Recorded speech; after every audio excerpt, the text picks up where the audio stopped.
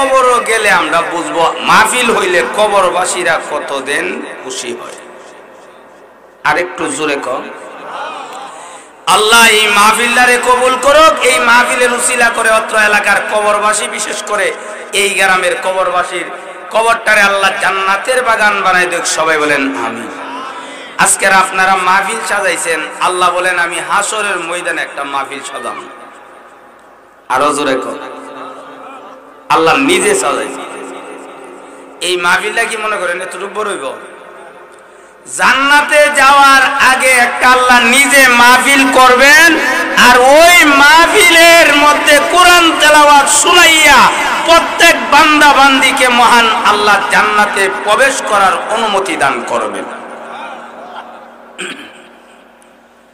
আসুন, আজকের মাহফিলের যেমন সভাপতি আছে, প্রধান অতিথি আছে, বিশেষ অতিথি আছে। হুজুর, ওই মাহফিলের কি সভাপতি, প্রধান অতিথি, প্যান্ডেল, লাইটিং ফাইটিং এটা থাকবো না? সব থাকবে। সভাপতি হবেন আমার আল্লাহ, প্রধান অতিথি হবেন আমাদের নবী সাইয়্যিদুল মুরসালিন আশরাফুল আম্বিয়া মুহাম্মদুর রাসূলুল্লাহ সাল্লাল্লাহু আলাইহি ওয়াসাল্লাম। আর বিশেষ অতিথি হইব সকল নবীগণ। নবীগণের সাথে থাকবেন দুনিয়ার উলামায়ে কেরাম। তাদেরকে স্বর্ণের চেয়ার দাও। আমি বলতেছিলাম ওই মাহফিলদার এই মাহফিলদার সাথে সম্পর্কটা কতটুকু? দুনিয়ার খাল বিল নদ নদী যা কিছু আছে, আরব সাগর বলেন, হ্যাঁ যত সাগর বলেন, সব সাগরগুলি চেতিয়াল ময়দান হয়ে যাবে। এটা হাসরের ময়দান। লুবারার কবরস্থানের মধ্যে সুন্ডার লোক কবর দিছে, কিংবা হানি উঠছে, লুবারার লোক নিয়ে সুন্ডা কবর দিছে। ওই দিন আল্লাহ টাক দিয়া রিজার্ভ করে না লাশ একানো জমাইতো না। জের কবর যেখানে থাকবো ইগান থেকে হাসরের ময়দানে জিন্দা হইয়া উঠবো। আরো জোরে। ওই মাহফিলদার সর্বপ্রথম মহান আল্লাহ দাউদ আলাইহিস সালাতু ওয়াস সালামের মাধ্যমে আল্লাহ তাআলা মাহফিলটা উদ্বোধন করবেন কোরআন তেলাওয়াতের মাধ্যমে। আর হযরত ইসরাফিল আলাইহিস সালাতু ওয়াস সালামকে আল্লাহ ডাক দিবেন।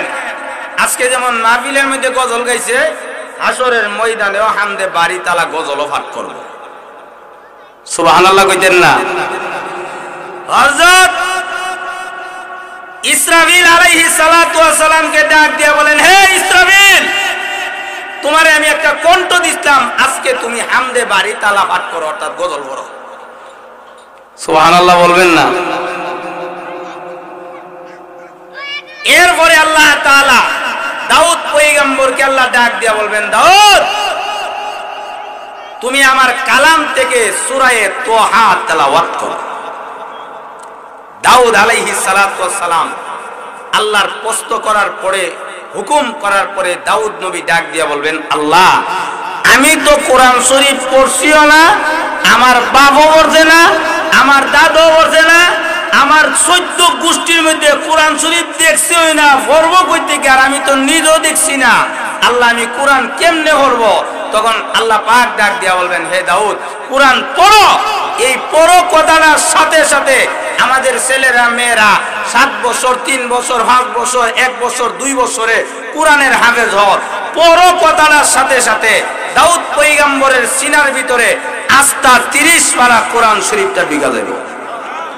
আরো আস্তে কইন বিটেন দেন না লাগে। এখন যখন কোরআনের এলেম হাফেজে কোরআন হয়ে যাবো গা, এখন আর সূরা তোহা পড়তে কোনো সমস্যা দাউদ নবীর আল্লাহ একটা কণ্ঠ দিছিল। উনি যখন তাওরাত কিতাব পড়তো 70 প্রকারের সুর ওনার জবান দিয়া বের হয়ে যেত। কেমন মজা লাগবো? এই মেয়া কেমন মজা লাগবো? হে মুসলমান, দাউদ আলাইহিস সালাতু ওয়াস সালাম কে আল্লাহ রাব্বুল আলামিন বলবেন, দাউদ আমার কোরআন থেকে সূরা তোহা তেলাওয়াত করো। আল্লাহ দাউদ আলাইহিস সালাতু ওয়াস সালাম ডাক দিয়া বলবেন, আল্লাহ আমি কোরআন পড়ি নাই, আমি কোরআন শরীফ দেখি নাই, আমার বাপও দেখে নাই, আমার দাদা দেখে নাই, আমার 14 গোষ্ঠীর মধ্যে কোরআন কি আমরা জানি না, দেখি না, কেমনে পড়ব? পড়ো কথাটার সাথে সাথে আস্থা 30 পারা কোরআন শরীফের হাফেজে কোরআন মহান আল্লাহ মুহূর্তের মধ্যে দাউদ পয়গম্বরের সিনার ভিতরে ঢুকায়া দিবে। আরো জোরে কোন হে মুসলমান, দাউদ আলাইহিস সালাতু ওয়াস সালাম যখন সূরা তাহা টান দিবেন, আল্লাহ আমরা যেইভাবে আসরের ময়দানে জান্নাতের বাজারে মাহফিলের মধ্যে এইভাবে যারা বৈশা রয়েছে, এইভাবে যারা ডান দিকে হেলায়া বয়ে রয়েছে, এই ডান দিকে হেলায়া বয়ে রইল, আবার বাম দিকে বয়ে রইল, যে যে হালতে থাকুক না কেন, হযরত দাউদ নবী সূরা তাহা যখন টান দিবেন, একটা আয়াত পড়ার সাথে সাথে 1-2 বছর না 50,000 বছর পর্যন্ত আমরা অজ্ঞান হয়ে চিত হয়ে হাসরের ময়দানে পড়ে থাকব। দাউদ আলাইহিস সালাতু ওয়াস সালাম যখন জাবুর কিতাব তেলাওয়াত করতেন, কিতাবের মধ্যে লেখা হয় দাউদ আলাইহিস সালাতু ওয়াস সালাম যখন কিতাব তেলাওয়াত করত, উপরের উড়ন্ত পাখিরা একবারে লেন দিয়া দাউদ পয়গম্বরের কাঁধের মধ্যে বৈশা ওনার কণ্ঠের তেলাওয়াত শুনতেন।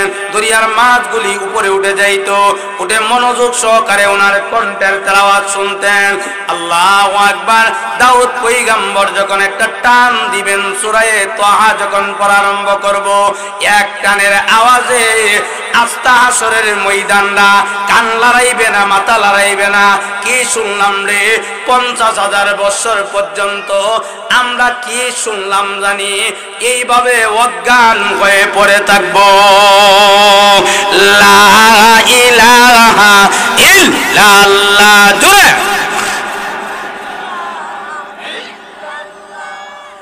লা ইলাহা ইল্লাল্লাহ,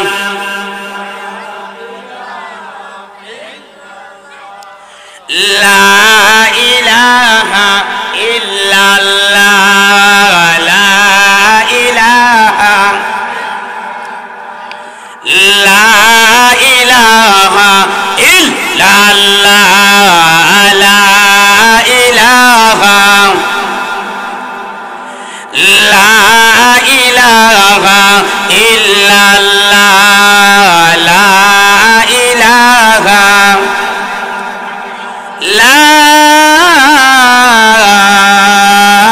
ইলাহা ইল্লাল্লাহ মুহাম্মাদুর রাসূলুল্লাহ সাল্লাল্লাহু আলাইহি সাল্লাম। দাউদ পয়গম্বরের সুর আমাদের দেশের সুর থেকে বেশি হবে না কম হবে? আরো জোরে বলেন, কম হবে না বেশি?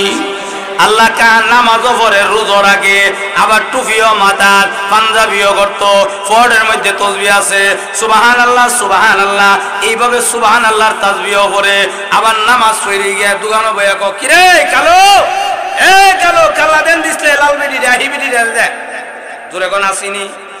আরে টিভির সামনে গিয়া বনি, আমি তো জানি আপনারা গ্রাম আদর্শ গ্রাম, এই গ্রামে টিভি টাবি নাই, এরপরে আমরা এলাকার কথা বলতেছি।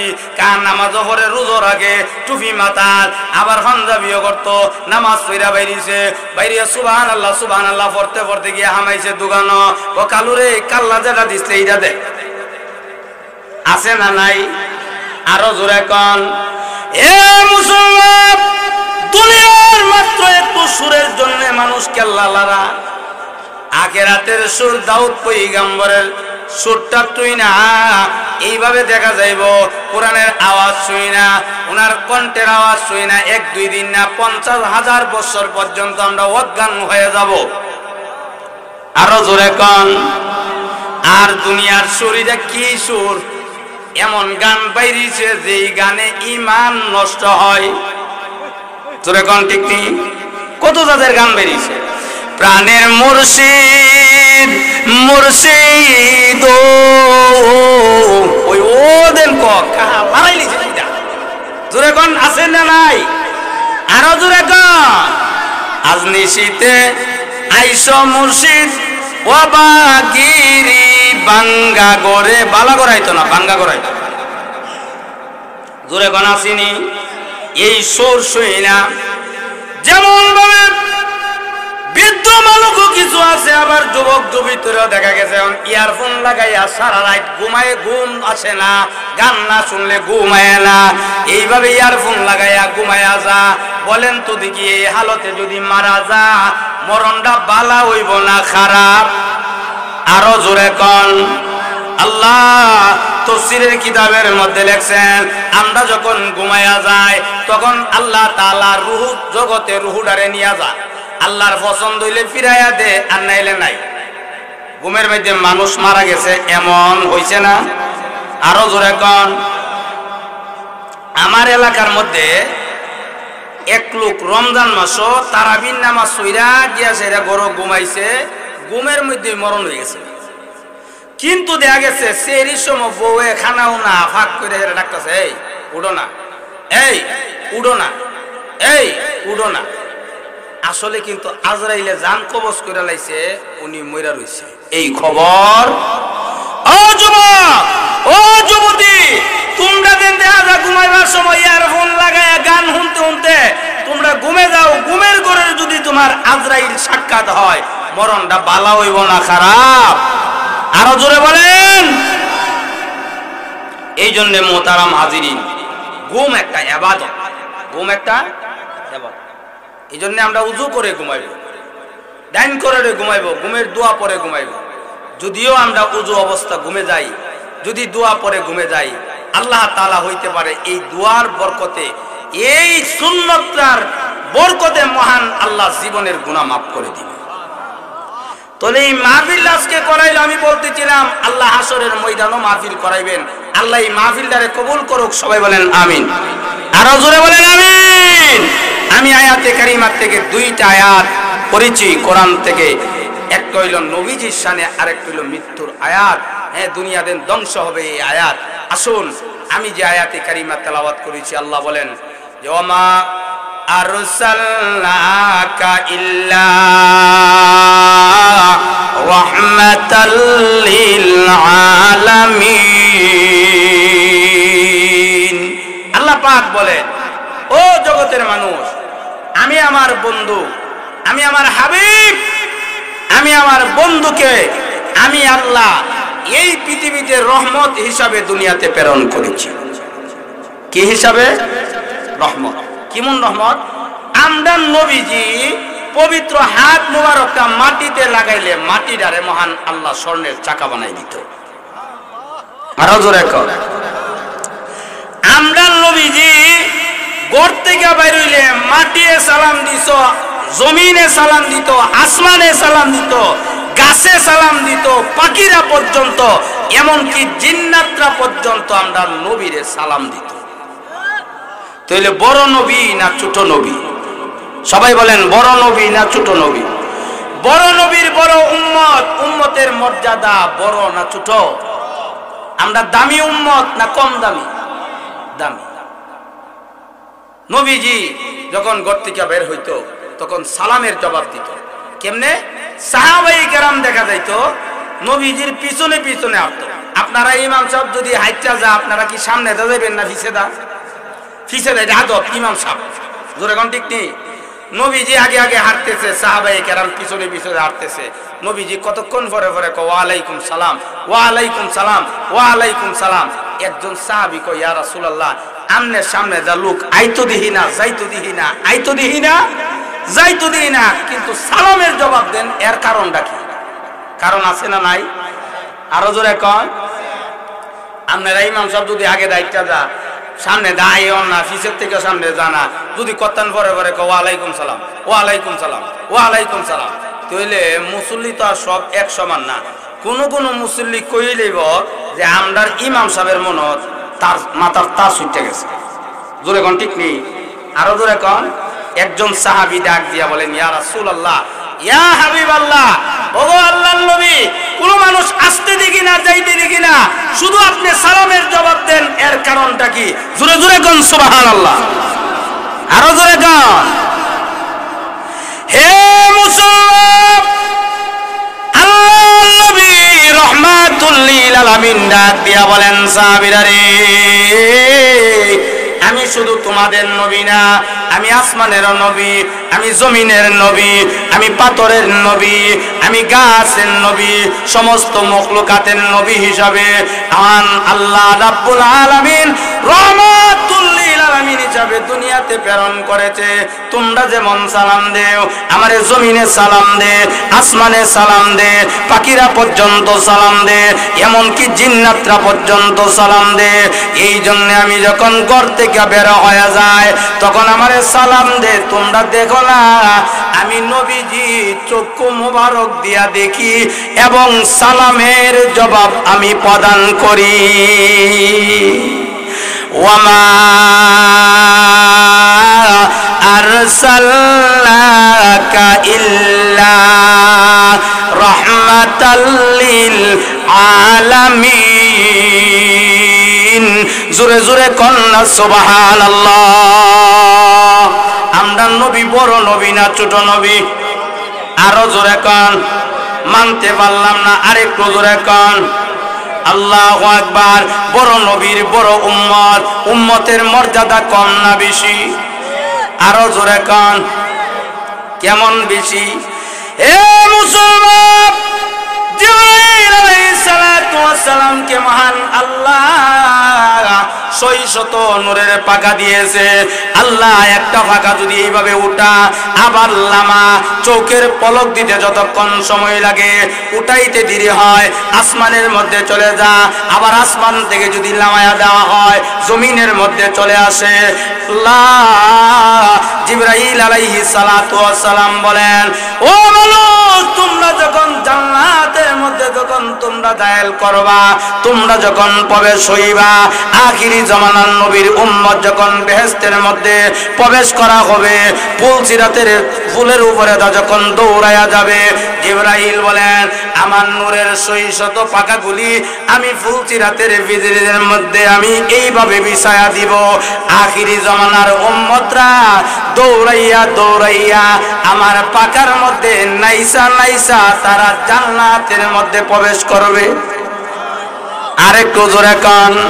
তাহলে আমাদের মর্যাদা বেশি না কম? আরো জোরে কন। তাহলে এই দুনিয়াতে নবীজির বিধান মতে, নবীজির সুন্নতের জিন্দেগি, নবীজির তরিকা মতে চলার দরকার আছে না নাই? আমরা চলিনি। আল্লাহ, যুবকটার কথা বলছিলাম, যুবকটার চেহারার দিকে চাইলেও বোঝা যায় না এটা মুসলমানের সন্তান। জোরে কন, ঠিক নেই? আরো জোরে কন। এই জন্য দার্শনিক কবি ইকবাল বলেন, হাম মুসলমান হে মগর হামে মুসলমানি নিহি, হামে ঈমান হে মগর ঈমানে কামেল নিহি। আমরা মুসলমান ঠিকই দাবি করি, মুসলমানিত্ব নাই। জোরে কন, ঠিক নেই? আরো জোরে কন। আল্লাহ মুরব্বীরা একটা কথা কইতো, অনেক সময় মুরব্বীরা আমরা মুসলমান ঠিক হই, আমরা গুরু খাওয়া মুসলমান। আরো জোরে কন। এই জন্য যুবকটা চেহারার দিকে ইদাদিন তাকাইলে এটা মুসলমানদের সন্তানদের বোঝা জানা। যেমন ভাবে যুবকটা আছে এমন ভাবে যুবতীরও আছে। জোরে কন, ঠিক নেই? আমরা গ্রামগঞ্জের মানুষ, আল্লাহ শহর দেখলে বোঝা যা এটা বিডি বোঝা জানা, এটা যুবতী বোঝা জানা, মহিলা বোঝা জানা, ইদারে বোঝা যা ওলুমান। চুল কাইটা লিপস্টিক দিয়া আলকাতরা লাগাইয়া 3 আঙ্গুল্লা বিধি 6 আঙ্গুল্লা উষা জোড়া মুতা লাগাইয়া টকটকায়া হাইটা যা, পর্দা নাই। জোরে কন, কথা ঠিক কি ঠিক না? 2 নম্বর হলো যুবকটা ইদাদিন দেখা গেছে মাথা দেন কত সার দিছে, মাথা সারের মধ্যে আমার নবীর সুন্নত আছে না নাই? 3টার মধ্যে একটা হইলো একবারে সমানকরণ। ও মুসলমান, যুবকটা আজকে দেখা গেছে যুবকদের অবস্থার দিকে তাকাইলে আল্লাহ একটা যুবকের মর্যাদা কত, একটা যুবকের ইজ্জত সম্মান আল্লাহর কাছে কত। আল্লাহ রাব্বুল আলামিন হাদিসে কুদসির মধ্যে বলেন, এ যুবক, যৌবনকালে যখন আমি আল্লাহর কুদরতি পায়ে সেজদা দেই যুবক, তখন আমি মনে করি আমার আরশে মহল্লার থেকে তোমার সেজদার ওজনটা আমি আল্লাহর কাছে বেশি। আল্লাহ যুবকটা মাথা ছাড়ে, এই দিকে দা বট গাছ, এই দিকে যাচ্ছে আল্লাহু আকবার তাল গাছ, এইভাবে আবার এখানে এম লিখা যুগ লিখে এই দিকে এস, এমন ভাবে মাথা ছাড়ে। আমরা আগে দেয়া যাইতো গুরু সুরে ধরলে মাথাটারে যেমন সাইজ করতো, এখনের যুবকটা এই কাটিং দিছে। জোরে কোন কথা ঠিক না? আরো জোরে কন। কিন্তু যুবকটার দাম বেশি না কম? যুবকটার দাম যেমন বেশি, যুবতীর দামও বেশি। মহিলাদের ইজ্জত সম্মান আল্লাহ বেশি দিছে। জোরে কোন কথা ঠিক না ঠিক? আরো জোরে কন। মহিলাদের ইজ্জত সম্মান আল্লাহ বেশি দিছে। কম দিছে না বেশি দিছে? কিন্তু দেখা যায় মহিলারা আজকে দেখা যায় কয়েকটা আমলের কারণে মহিলার ইজ্জত নিজেই নিজে ধ্বংস করে লাগ। অথচ 4টা গুণ যদি কোনো মহিলার ভিতরে থাকে তাহলে 70 জন আবেদ থেকে শ্রেষ্ঠ মহান আল্লাহর কাছে ওই মহিলার ইজ্জত সম্মান বেশি হয়। এর মধ্যে 1 নম্বর হইল পর্দা, 2 নম্বর হইল স্বামীর কথা মতে চলা। পর্দা করবো কই? পর্দা তো নাই। আগে দেখা যাইতো বিরিয়ানিতে 12 লম্বা শাড়িরা, ফেট ফুট গুইরা শাড়িরা, মাথা গুইরা শাড়ি, এইভাবে ছাতি লইয়া রাস্তা দিয়া যাইতো। জোরে কন ঠিক নি? আরো জোরে কন। আর এখন এমন সমাজে আমরা বাস করি, 3 আঙ্গুল্লা বিড়ি, 12 লম্বা কাপড়, কিন্তু বিড়ির ফিডই ঘুরে না। রহমত আইব না গজব? রহমত আইব না গজব? আল্লাহ নবীজি বলেন, ফাতেমা নেক কাম যদি না কইরা যাও আমার নামের উসিলা দিলে কাম হইতো না। আলী যদি বেরাজ হয়ে যা আমি নবীর নাম বেসলো কাম হবে না। তাহলে বলেন তো দেখি, বিশ্ব নবী রহমাতুল লিল আলামিনের মেয়েরে যদি এমন উপদেশ দে, এমন ওয়াজ যদি নবীজি মেয়েরে করে, তাহলে আমরা দেশের হাজী সাহেবের জীবনত পর্দা না করলে জান্নাত যাইব। আরো জোরে কন। আল্লাহ খাদিজাতুল কুবরা রাদিয়াল্লাহু তাআলা আনহা ডাক দিয়া বলেন, ইয়া রাসূলুল্লাহ, ইয়া হাবিবাল্লাহ, ওগো আল্লাহর নবী, বিশ্ব নবী রহমাতুল লিল আলামিন, আপনিও দুনিয়া থেকে বিদায় হয়ে যাবেন, আমিও দুনিয়া থেকে বিদায় হয়ে যাব। ইয়া রাসূলুল্লাহ, ইয়া হাবিবাল্লাহ, আপনার কাছে আমার কয়েকটা দরখাস্ত। এর মধ্যে একটা দরখাস্ত হলো, নবী গো, আমি যখন দুনিয়া থেকে বিদায় হয়ে যাব আপনি আমার জানাজার নামাজটা পড়াইবেন। বাজার থেকে সাদা মার্কিন কাপড় আনার দরকার নাই, আপনার পাঞ্জাবি মুবারক দিয়া ফেসাই আমারে কবরও দিয়া দিবেন। সুবহানাল্লাহ বলেন। আপনি বাজার থেকে কাপড় আনার দরকার নাই, কোনো মোল্লা মুন্সির দরকার নাই, আপনি জানাজা, আমার জানাজা আপনি পড়াইবেন। সুবহানাল্লাহ কইতেন না?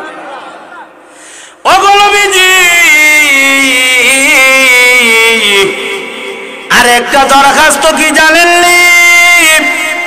আরেকটা দরখাস্ত হলো, কবরে রাখার পরে আপনি কোয়াইট করবেন, একটু দাঁড়াইবেন, দাঁড়াইয়া আমার জন্য মুনাজাত করবেন, আমার লাগা দোয়া কইরা দেন। নবীজি ডাক দিয়া বলেন, এ খাদিজা, এই দেরি কেন আমি করব? তখন খাদিজাতুল কুবরা রাদিয়াল্লাহু তাআলা আনহা ডাক দিয়া বলেন, আল্লাহর হাবিব, আমাকে যদি কবরে প্রশ্ন করে, যদি প্রশ্নের জবাব না দিতে পারি, কবরের মধ্যে যদি আযাব দেওয়া হয়, আপনি যদি দাঁড়ায়া থাকেন, আমার বিশ্বাস আপনি দাঁড়ায়া থাকলে কবরে আযাব হবে না। সুবহানাল্লাহ কইতেন না?